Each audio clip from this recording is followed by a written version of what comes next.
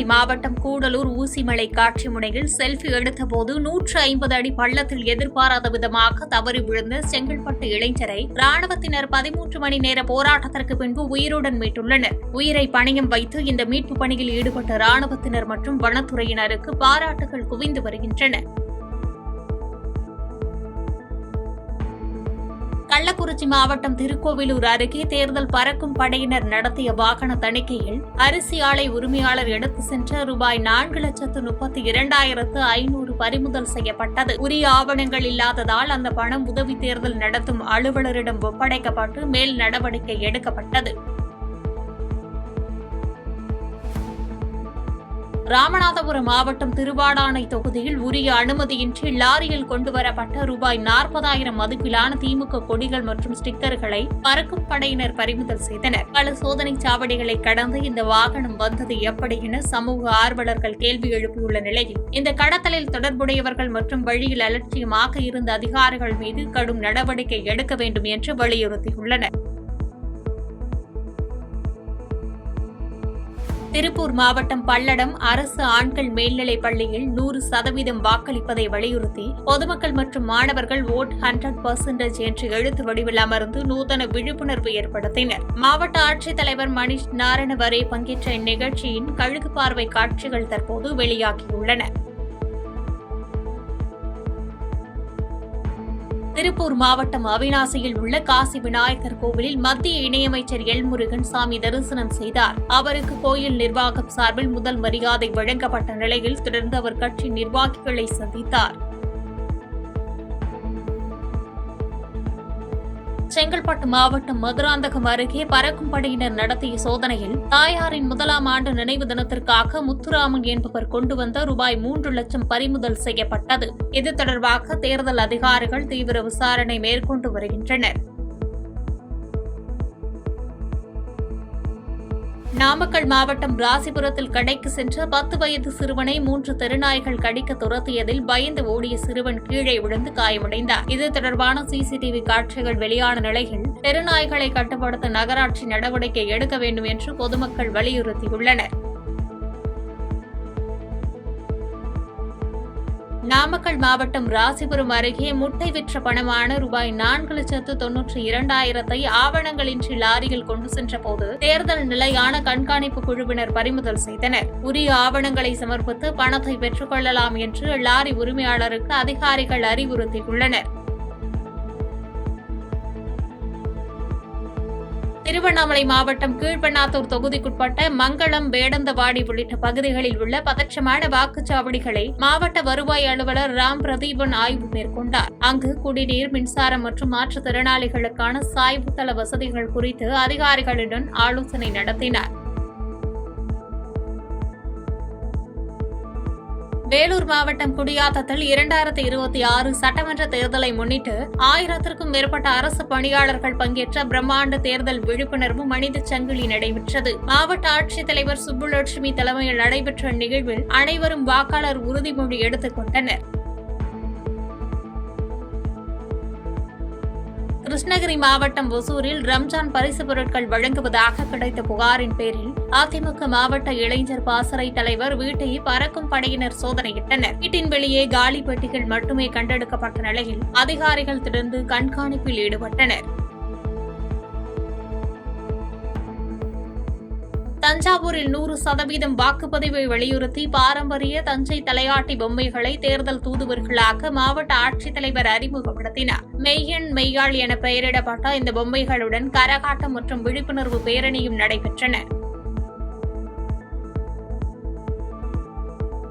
சாமி தரிசனம் முடித்துவிட்டு சென்றவர்களின் ஜீப் தென்காசி மாவட்டம் சங்கரன்கோவில் அருகே பாலத்தில் மோதி கவிழ்ந்த விபத்தில் 10க்கும் மேற்பட்டோர் காயமடைந்தனர். பலத்த காயமடைந்த 3 மேல் சிகிச்சைக்காக நெல்லை அரசு மருத்துவமனையில் மாற்றப்பட்ட நிலையில் போலீசார் விபத்து குறித்து விசாரணை நடத்தி வருகின்றனர். தண்ணீர் பிரச்சினையால் அதிருப்தியில் இருந்த நாகை மாவட்டம் திருக்குவளை கிராம பெண்களிடம் கீழ்வேளூர் நாம் தமிழர் கட்சி வேட்பாளர் கார்த்திகா பேச்சுவார்த்தை நடத்தி வாக்குறுதி அளித்தார். வேட்பாளரின் கனிவான பதிலால் நெகிழ்ந்த பெண்கள் அவரை கட்டியணைத்து தங்களது ஆதரவை வெளிப்படுத்தினர்.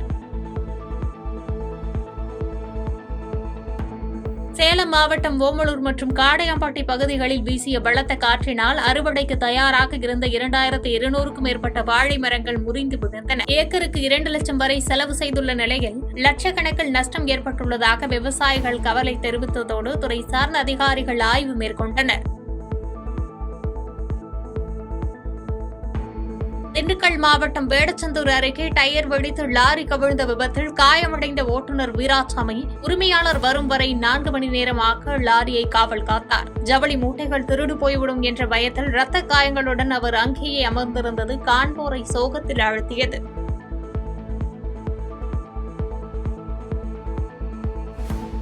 தமிழகம் முழுவதும் உள்ள பள்ளிவாசல்கள் மற்றும் ஈத்கா மைதானங்களில் ரம்ஜான் பண்டிகையை முன்னிட்டு நடைபெற்ற சிறப்பு தொழுகையில் ஆயிரக்கணக்கான இஸ்லாமியர்கள் புத்தாடை அணிந்து பங்கேற்று ஒருவருக்கொருவர் கட்டித் தழுவி வாழ்த்துக்களை பகிர்ந்து கொண்டனர். புதுக்கோட்டை நகராட்சி ஈத்கா பள்ளிவாசல் வளாகத்தில் 1000க்கும் மேற்பட்ட இஸ்லாமியர்கள் ஒன்று கூடி அல்லாவிற்கு சிறப்பு பிரார்த்தனை செய்து ரம்ஜான் பண்டிகையை கொண்டாடினர். விழுப்புரம் நகராட்சி திடலில் தமிழ்நாடு தௌஹீத் ஜமாத் சார்பில் நடந்த தொழுகையில் போர்களை நிறுத்தவும் உலக அமைதி வேண்டியும் வலியுறுத்தப்பட்டது. இதேபோன்று தஞ்சை கீழவாசல் நபில் திடலில் பெண்கள் உள்ளிட்ட 1000க்கும் மேற்பட்டோர் கூட்டு தொழுகையில் ஈடுபட்டு ஒருவருக்கொருவர் கைகுலுக்கி வாழ்த்துக்களை பரிமாறிக்கொண்டனர். விருதுநகர் மாவட்டம் அருப்புக்கோட்டை தௌஹீத் ஜமாத் மற்றும் பல்வேறு பள்ளிவாசல்களில் நூற்றுக்கணக்கான இஸ்லாமியர்கள் புத்தாடை அணிந்து உற்சாகமாக தொழுகை நடத்தினர். தென்காசி மாவட்டம் சங்கரன்கோவில் ராஜபாளையம் சாலை ஈத்கா திடலில் நடந்த தொழுகையில் சங்கரன்கோவில் சட்டமன்ற உறுப்பினர் ராஜா கலந்து கொண்டு இஸ்லாமியர்களுக்கு ரம்ஜான் வாழ்த்து தெரிவித்தார்.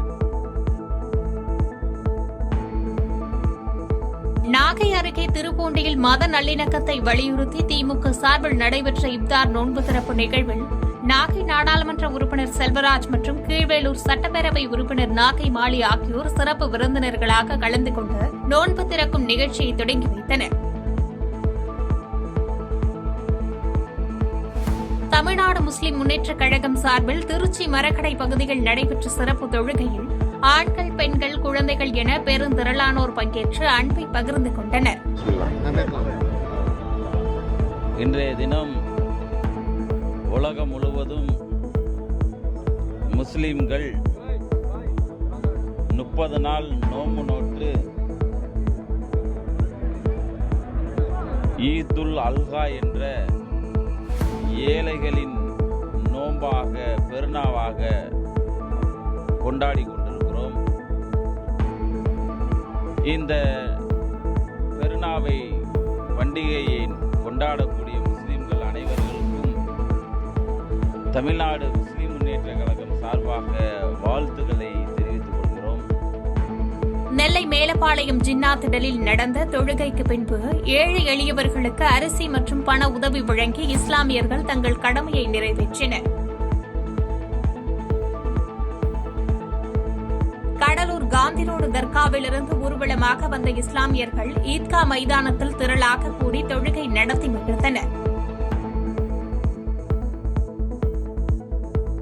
கரூர் மாவட்டம் திருமாநிலையூர் தனியார் திடலில் தௌஹீத் ஜமாத் சார்பில் நடைபெற்ற தொழுகையில் இஸ்லாமியர்கள் தங்களது குடும்பத்தினர் மற்றும் நண்பர்களுடன் இணைந்து ரம்ஜானை கொண்டாடினர். திருப்பத்தூர் மாவட்டம் வாணியம்பாடி மற்றும் ஆம்பூர் பகுதிகளில் உள்ள ஈத்கா மைதானங்களில் ஆயிரக்கணக்கானோர் பங்கேற்ற பிரம்மாண்ட சிறப்பு தொழுகைகள் நடைபெற்றன. செய்திகளை உடனுக்குடன் தெரிந்து கொள்ள கீழ்கண்ட கேபிள் மற்றும் டிடிஎச் நெட்வொர்க்குகளில் எம்நாடு செய்தி தொலைக்காட்சியை காணுங்கள். பாதகம் செய்பவரை கண்டால் நாம் பயம் கொள்ளலாகாது பாப்பா. மோதி மிதித்துவிடு பாப்பா, அவர் முகத்தில் உமிழ்ந்துவிடு பாப்பா. அண்மை செய்திகளை உடனுக்குடன் தெரிந்து கொள்ள இணைந்திருங்கள் எம்நாடு தொலைக்காட்சியுடன்.